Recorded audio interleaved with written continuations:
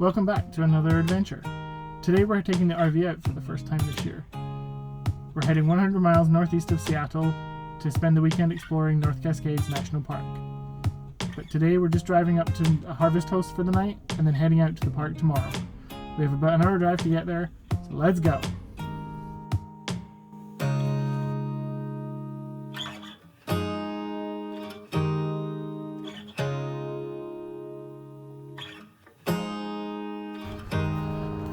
We've arrived into our harvest host for the night. It's called Eagle Haven Winery. It's just outside of Sedro-Woolley, Washington, and it's just a couple big open fields that you can park in. Pretty much 360-degree views of very nice things. I think these are the Cascades ahead of us, but we're heading up now to the tasting room to see what kind of delicious things we can taste.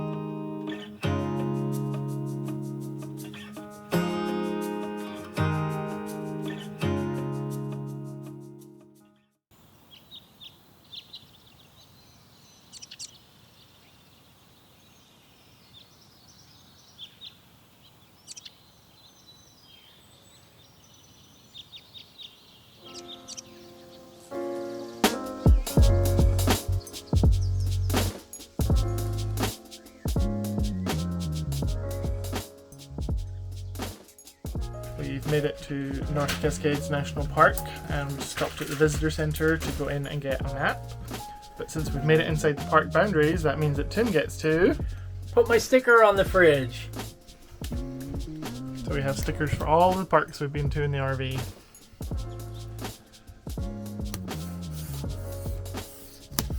Not very straight, but it works. We're heading off on our first adventure of the day. We're going to do a couple trails that we've actually joined together instead of having to move between them, which is really nice because RV parking is sometimes tough in national parks. But we're first doing the Sterling Munro Trail, which is just a boardwalk but apparently offers one of the best views in the park. Then we're going to do part of the river loop to then connect to the linking trail, which will take us to the Trail of the Cedars, and then we will finish up at Ladder Creek Falls, and then we have to walk all the way back. So it's going to be probably about 2 to 3 hours, but it's a beautiful day. He thinks it's going to be that quick. It's a beautiful day, and we don't have to move the van, so that's good. Plus, Mr. Loki gets to come. So the Sterling Munro Trail is a 300 feet trail on a boardwalk, and it's around the back of the visitor center. It's named after Sir Sterling Munro. He was Chief of Staff to Senator Henry Jackson, and he devoted himself to preserving the parks. So I guess he got this small trail named after him. But he lives forever here.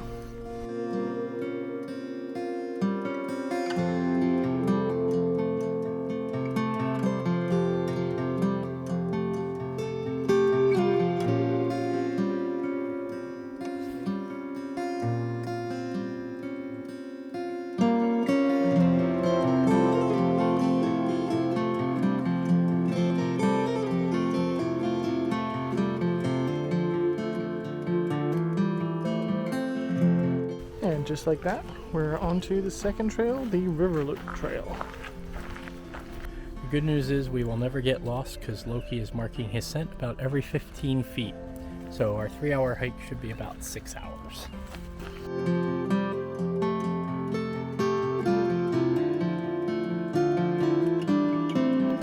So the good thing about where we are right now is that even though we thought we were in the national park, we're not actually. We're in a recreation area. So basically Highway 20 goes all the way through the park and divides it north and south. Anything close to Highway 20 is considered the recreation area. So unless you're going on really long hikes out away from the road, you're technically in the recreation area, which means you're allowed to bring dogs on the hikes. So it's pretty good. If they're leashed, they have to be leashed.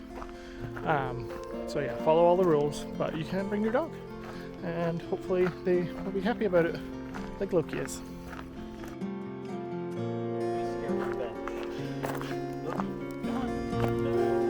It's okay, come on.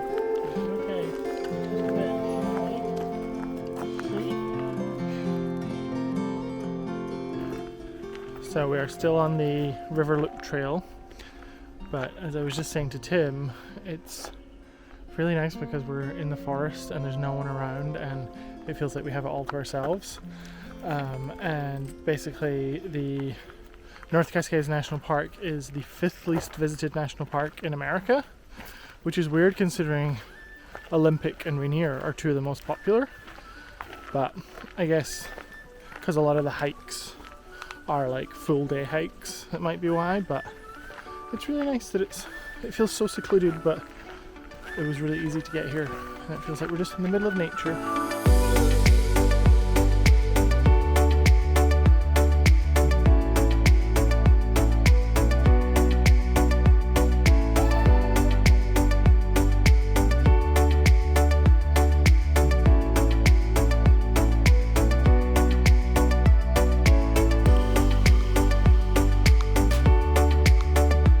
After crossing the creek, we've now made it onto the linking trail, which connects the northeast side of the Newhalem stuff to the southwest stuff by the visitor centre.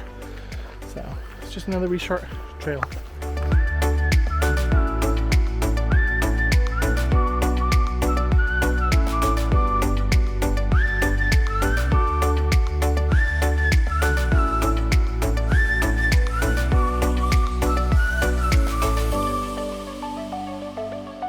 So this is not the original powerhouse. The original powerhouse, built in the 1920s, burnt down in 1966. This building was built as a replacement in 1970. After passing the powerhouse, we are now on the Trail of the Cedars. We're going to take one route up and then the other route back down for a bit of variety. This Trail of the Cedars will take us to a bridge that will cross over the river, take us to the Newhalem Visitor Center, the visitor center at the opposite end of the trails. And from there we'll take another trail. What's it called? Ladder Creek Falls. Ladder Creek Falls. And that'll be the end of our hike and we'll start our way back, which hasn't been bad at all. It's been easy hikes, easy trails, well maintained, no elevation gain practically at all. But Loki's still stopping every 15 feet. Come on, Bub. Good boy. We just got to the see-through tree, which is a western red cedar, and at some point there was a fire inside it. Nope. But it's all burnt. Nope. Oh, Tim's got the deets. If you had read the sign, like some people do, it actually is a fungus that destroyed the heartwood of the tree, which is the center of the trunk. And it can even survive without the heartwood, as long as the sapwood and phloem rings are intact. And so the tree feeds by actually feeding through the needles and bringing it down. Look at you, just being a wealth of knowledge. Right?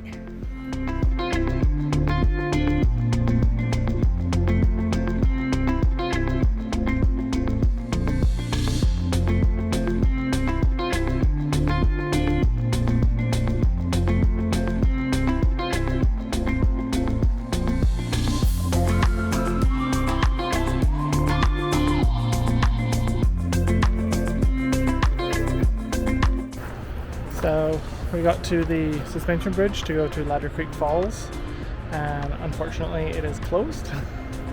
I guess I didn't do my research. I think it's closed because there's still snow on the creek path trail, so we can't actually get across, which kind of sucks, but we've had a good walk otherwise. Yeah, we would have been going across this really cool suspension bridge over the water, but we've still had a good walk, and we got to do 3 of the 4 trails, so it's been a good day.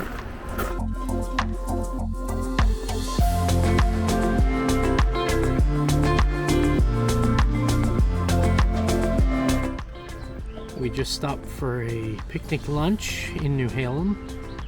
The Ladder Creek Falls Trail was closed, as Jamie probably mentioned. But we found this cute little picnic table here and had some lunch.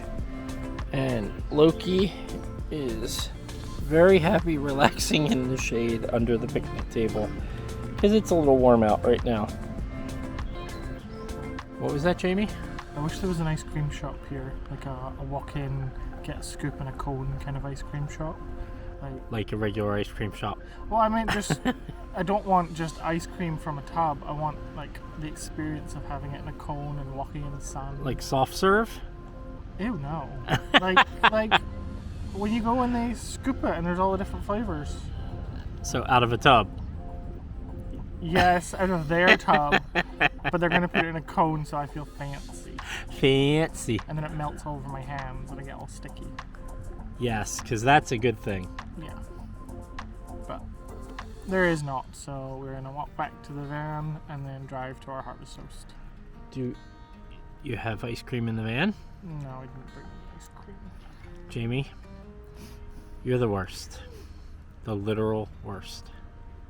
We are now walking back on the Trail of the Cedars, but we're going down the other arm of the path to get a little bit of variety. But it takes us to the same place. There's just 2 routes you can go, so make sure you do both.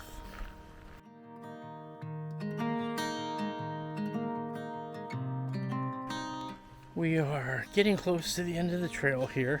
Loki is not as quick as he was this morning, that's for sure.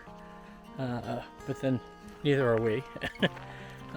But he has definitely slowed down trying to get up to the top of this hill.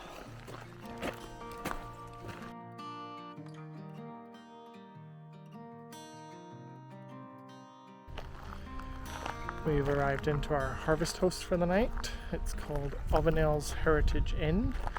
We're not staying at the inn, we're across the road down a driveway tucked back in the forest. But yeah, it's really nice here. There's 4 spots, but I mean, we can't see any of the other ones, and they're far enough away that we can't hear them either, so that's pretty nice. But yeah, it's just a gravel lot parked there, and then we've got our chairs out over here for the night. The sun's gonna set over here, so we should get the sun the rest of the night, which is nice. It's about 75 degrees right now. It's very nice. And then hopefully tonight it stays clear, and because we're so far away from everywhere, I feel like we can see the stars. We'll be able to see the stars really well. So I'm excited about that because I brought my star tracker that Tim got me.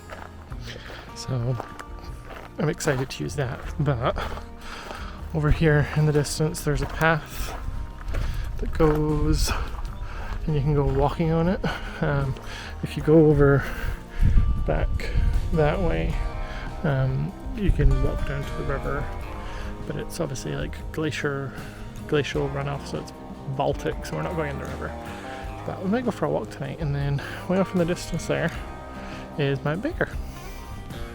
So I might set up my camera here and then hopefully get a nice view there. But yeah, it's a nice little spot. They had, so for harvest hosts you get to stay for free, and then the idea is that you buy something. So I bought raspberry jam, blackberry jelly, carrot, it was like a carrot cake loaf, pumpkin spice loaf, chocolate chip cookie and a raspberry pear crumble. Tim ate the cookie earlier. I got that for him because there wasn't really anything else that he would have liked. But I got that for him. And then I'm going to have the jelly and the jam when I get home. I'll have that on toast for my breakfasts. And then I'm really excited to eat the crumble because I love pie, but Tim doesn't. So I don't get it that much. So I'm excited about that. But yeah, it's a really cute place. They normally have